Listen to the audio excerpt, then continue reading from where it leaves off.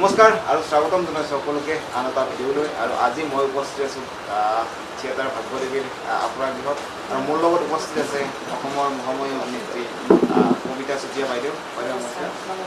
আৰু এজন অভিনেত্ৰী বা অভিনেতা হোৱাৰ আঁৰত বহুতো ঘটনা থাকে, বহুতো ঘাত প্ৰতিঘাত থাকে, তাৰ মাজেৰে অভিনয় কৰি যায় আৰু আমাক মনোৰঞ্জন দি যায়। আজি গোটেইখিনি কথা জানিম বাইদেউৰ মুখেৰে, তো চাই থাকক শেষলৈ জানিব। আৰু বাইদেউ প্ৰথমকৈ জানিব বিচাৰিছোঁ আপোনাৰ জন্ম। মোৰ জন্ম হৈছিল মৰাণ ৰায়দাংগী চাৰিআলি। সৰুকালটো মই তাতে পাৰ কৰিছোঁ। LP স্কুল পঢ়িছিলোঁ ৰায়দাং চাৰিআলি নেপালী LP স্কুল। হাইস্কুলীয়া শিক্ষা মই মৰাণতে কৰিছোঁ আৰু গ্ৰেজুৱেশ্যন কমপ্লিট কৰিছোঁ ডিব্ৰুগড় কলেজ। আৰু অভিনয় জগতত কেনেকুৱা? মই আমাৰ তাত তাৰমানে আমাৰ মৰাণত ৰাস পাতিছিলে তেতিয়া। ৰাসত প্ৰথমতে মই তেতিয়া সৰু আছিলোঁ, তৃতীয় শ্ৰেণীমানত আছিলোঁ নেকি। তেতিয়া ৰাসৰ একদম পোৱালী কৃষ্ণটো কৰিছিলোঁ, মানে তেতিয়া মই তৃতীয় শ্ৰেণীমানত। তেতিয়াৰ পৰা প্ৰত্যেক বছৰে বছৰে হয়, 5 বছৰমান কৰিলোঁ চাগে ডাঙৰলৈকে। তেনেকৈ আহি কলেজত পঢ়িব ল'লোঁ, স্কুলত পঢ়িবলৈ ল'লোঁ। থিয়েটাৰত কেতিয়া আহিব? থিয়েটাৰত আহিছোঁ মই মুকুন্দ থিয়েটাৰ হেৰি আছিলে টিহু মাতৃবাহা, তাত প্ৰথম থিয়েটাৰ আহিছিলোঁ 2000। আৰু তাৰ মাজতে মই হেৰি কৰিছোঁ ডিব্ৰুগড়, যেতিয়া মই কলেজত পঢ়ি থাকোঁ তাত মানে ডিব্ৰুগড় আখৰা ঘৰ বুলি নাট্য প্ৰশিক্ষণ কেন্দ্ৰ এটা আছে। তাত মই নাটকৰ ক্লাছ কৰিছিলোঁ অসীম শৰ্মাৰ তত্ত্বাৱধানত। ডিব্ৰুগড় উদয়পুৰৰ নাম শুনিছে চাগে আখৰা ঘৰ, মই তাত কৰিছোঁ। আনুষ্ঠানিক শিক্ষা লৈছিলে অভিনয় মই তাতে কৰিছোঁ, আখৰা ঘৰতে মই আৰু যেতিয়া আপুনি মঞ্চত ডাইলগ ডেলিভাৰী কৰে বা মঞ্চত অভিনয় কৰি থাকে, তেতিয়া কোনোবা দিনা এনেকুৱা হৈছেনে যে ডাইলগটো পাহৰি গ'লোঁ?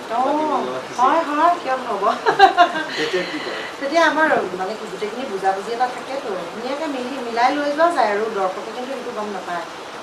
তেনেকৈ বহুত মানে একেবাৰে পাহৰি যোৱাকৈ তেনেকুৱা একেবাৰে একদম মানে ব্লেংক হৈ যোৱা নাই আৰু আজিলৈকে মানে নটৰাজৰ কিতাপ। আৰু যিহেতু এতিয়া অভিনয় কৰি আছে, নাটকৰ লগত জড়িত, ভৱিষ্যত পৰিকল্পনা নাটকে কৰি থাকিব মানে কিবা বেলেগ? যিমান দিনলৈকে অসমবাসী দৰ্শকে বিচাৰি থাকে, প্ৰযোজকে বিচাৰি থাকে, তেতিয়ালৈকে কৰি যাম বুলি ভাবিছোঁ। অভিনয় যিহেতু মোৰ মানে তেজত আছে, মই অভিনয় বিৰাট ভাল পাওঁ। যিমান দিনলৈকে পাৰোঁ, থিয়েটাৰ বুলিয়ে নহয়, অভিনয় কৰি যাম। তাৰ মাজতে সৰুকৈ ব্যৱসায় এটা কৰাৰ মনতে প্লেনিং এটা কৰি থৈছোঁ, কি বা হয় নাজানো, আৰু ভগৱানৰো সহায় লাগিব। আৰু কেমেৰা সন্মুখত কৰিছোঁ চিৰিয়েল কৰিছোঁ, মই ৰেঙনিত কৰিছিলোঁ, তাৰপিছত মই ৰঙতো কৰিছোঁ চিৰিয়েল। একদম প্ৰথমতে মই যেতিয়া কলেজ পঢ়ি আছিলোঁ, মই ডিব্ৰুগড় TV চেণ্টাৰত মই ইউথৰ এনাউন্সাৰ আছিলোঁ। যুৱ মঞ্চ বুলি এটা অনুষ্ঠান হৈছিলে, তাত মই মানে ঘোষিকা হিচাপে কাম কৰিছিলোঁ। কিছুমান দৰ্শক আছে যে কেৰেক্টাৰটোৰ ওপৰত ভিত্তি কৰি বেয়াকৈ কয়, ধৰক নিগেটিভ এটা কেৰেক্টাৰ কৰি আছে, খুব বেয়াকৈ কয়, ইমান তেতিয়া নাই, সেইটোত আমি বেয়া নাপাওঁ। আচলতে আমাক গালি নাপাতে, গালি নাপাৰে। মানে মই যিটো ধৰা তেনেকুৱা নিগেটিভ কেৰেক্টাৰ এটা কৰি আছোঁ, সেই কেৰেক্টাৰটোকহে গালি দিয়ে। তেতিয়া ভাল লাগে, মই চৰিত্ৰটো ৰূপায়ণ কৰাত মানে মই সফল হৈছোঁ। সেইকাৰণে দৰ্শকে তাৰ মাজত সোমাই গৈ মানে সেই বদমাছ চৰিত্ৰটোক গালি পাৰিছে, বেয়া নাপাওঁ। আৰু এতিয়া পোনপটীয়াকৈ কেইটামান প্ৰশ্ন শুনিম। হবি কি আছিল? হবি সময়ে চেঞ্জ হৈ আছিলে। আচলতে একদম সৰুতে আছিলে মোৰ খেলা ধূলা কৰি ভাল পাইছিলোঁ, তাৰপিছত অভিনয়লৈ গুচি আহিলোঁ, কিবা নিজে গম নোপোৱাকৈ। ভাল লগা ঠাই এখনৰ নাম? মোৰ জন্ম ঠাইত মৰাণহাট। আৰু ভাল লগা খোৱা বস্তু এটা? মই অসমীয়া থলুৱা খাদ্য খাই মই খুব ভাল পাওঁ। যেনে ধৰা শেৱালি ফুল, মাছৰ মাথা দি খাৰ বনাই যে, সেইটো খাই খুব ভাল পাওঁ। যিহেতু অভিনয়ৰ জগতৰ লগত জড়িত কৰি আছে, তো অসমৰ এজন অভিনেতা আৰু অভিনেত্ৰী ভাল লগা নিৰ্দিষ্টকৈ এজন বুলি নাই। ভ্ৰাম্যমাণ জগতৰ অভিনেতা আছে, চম্পক শৰ্মা, ভৱেশ বৰুৱা, প্ৰাঞ্জিত দাস, আৰু বহুত আছে, নাম ল'বলৈ থাকি গৈছে বাৰু, বেয়া পাব নালাগে। অভিনেত্ৰীও তেনেকুৱা নিৰ্দিষ্ট নাই। অঞ্জলি বাক ভাল পাওঁ, আগৰ পুৰণা এক্ট্ৰেছখিনি খুব ধুনীয়া, তেওঁলোকৰ পৰা শিকিব পাৰি।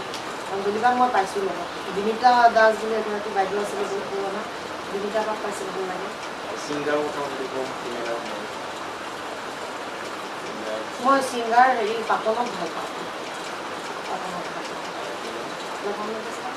নে অসমৰ অসমৰ লতা মংগেশকাৰ আৰু আজৰি সময়ত কি কৰে যেতিয়া এনে থাকে আজৰি সময়ত কি কৰি মই ঘৰুৱা কাম কৰি ভাল পাওঁ মই ৰন্ধা বঢ়া কৰি ভাল পাওঁ ৰেচিপি ঘৰ সজাওঁ ঘৰ সজাই ভাল পাওঁ কিতাপ পঢ়ি ভাল পাওঁ মানে বাইদেউ খুব ধুনীয়া ৰেচিপি বনায় নহয় জানো সেইটোৱে ৰান্ধি বাঢ়ি মই খুৱাই ভাল পাওঁ ঘৰৰ মানুহখিনি আৰু বাইদেউ আৰু এটা কথা সোধোঁ মানে ধৰক কামৰ আমি বাহিৰৰ জগতখনে দেখোঁ আমি কষ্ট কৰা বুলি ভাবোঁ আচলতে সঁচাকৈ কষ্ট কৰা নেকি ভিতৰৰ জগত কষ্টকৰ যিটো কাম চবেই কৰিব নোৱাৰে আচলতে আমাৰ এই থিয়েটাৰৰ মানুহখিনি ভগৱানে মানে নকৰা জগতে কিবা এটা শক্তি দিয়ে চাগে তোমাৰ ধৰা চোৰ আগত আমাৰ বিৰাট গা বেয়া ধৰা একদম বহুত মূৰ বিষাইছে বা জ্বৰ হৈছে কিবা হৈছে ডাইলগে ক'ব নোৱাৰে মানে কথাই পাতিব মন নাযায় কিন্তু ষ্টেজত উঠাৰ লগে লগে এনেকুৱা এটা শক্তি আহি যায় সেইখিনি সময়ত আমি পাহৰি যাওঁ দেখোন ধুনীয়াকৈ অভিনয়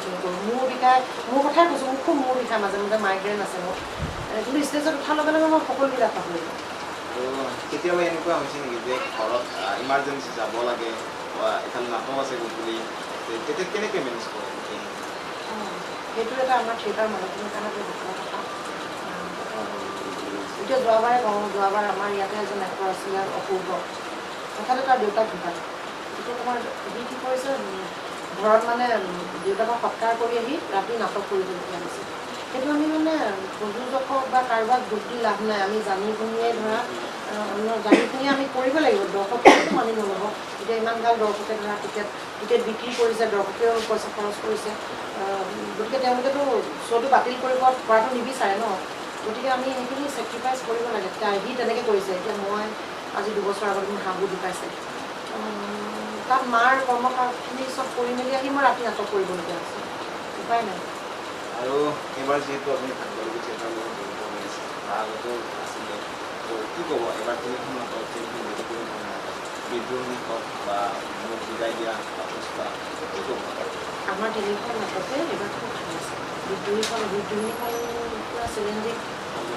পল্লৱনৰ এগৰাকী নাৰী মানে কষ্ট ত্যাগ বহুত ছেক্ৰিফাইচ আছে ভাল সেইখন নাটক আৰু পুষ্পাখনো এখন বিভিন্ন ৰুচিসম্পন্ন হ'ব আৰু অভিজিতৰ নাটকটো ক'বই নালাগে ভাল হ'ব অসমৰ ৰাজ্যত কি ক'ব আহক আমাৰ নাটক চাওক 3খন নাটকে আমাৰ খুব ভাল হৈছে আপোনালোকৰ মৰম আশীৰ্বাদ আমাৰ কাম্য আৰু এতিয়ালৈকে বহুত নাটক তাৰ ভিতৰত আটাইতকৈ ভাল লগা বা মনত লোৱা মই ভাগ্যদেৱীৰ মঞ্চতে কৰিছিলোঁ মমতাৰ চিঠি নাটকখন হেয়াপত বৰুৱা ছাৰৰ মমতাৰ চিঠি নাট্যৰূপ দিছিলে এনেইতো হেম বৰুৱাৰ হয় কবিতাটো খুব সুন্দৰ চৰিত্ৰ মমতাৰ কেৰেক্টাৰটো মোৰ খুব মৰমৰ কেৰেক্টাৰ তাৰ ভিতৰত আৰু বহুত কৰিছোঁ আৰু বহুত ভাল লাগিল শেষত বাইদেউ কি ক'ব ভাল লাগিল তোমালোকৰ চেনেলটো আৰু জীপাল হৈ উঠক মানুহে চাওক আশীৰ্বাদ কৰিছোঁ আৰু কেতিয়াবা লগ পাম লগ কৰা আশা থাকিল আৰু থিয়েটাৰ চাবলৈ আহক এবাৰ এটা নতুন থিয়েটাৰ সকলো থিয়েটাৰত যিহেতু পুষ্পাক লৈ চৰ্চা চলি আছে বিশেষকৈ তো আহক সকলোৱে চাবলৈ শেষত বাইদেউ বহুত বহুত ধন্যবাদ আজিলৈ ইমানতে এৰিছোঁ